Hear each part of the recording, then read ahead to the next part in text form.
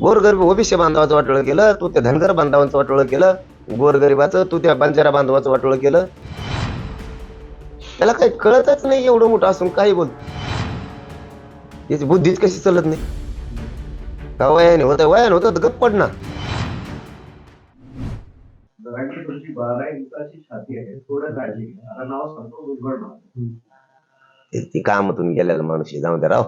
त्यात काय खरं राहिले ते काय, ते रातचे कागद खाणार आहे आता काही दिवसांनी बघा तुम्ही. ते नसतेत का भाज्याचे त्याचे असे कागद जिलेबीचे, ते कागद चगळू नये तिने आता.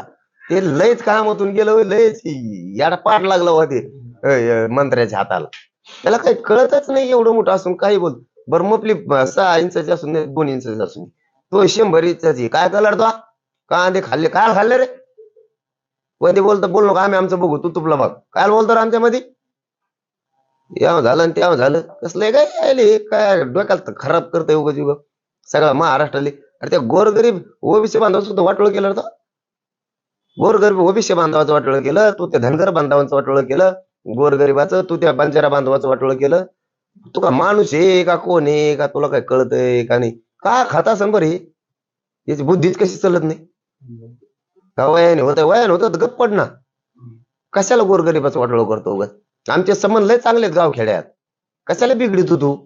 हो रोज ताटात जेवतो आम्ही, चहा पितो राव, एकामेकाच्या शेतात एकामेकाला आवतो देतो आम्ही.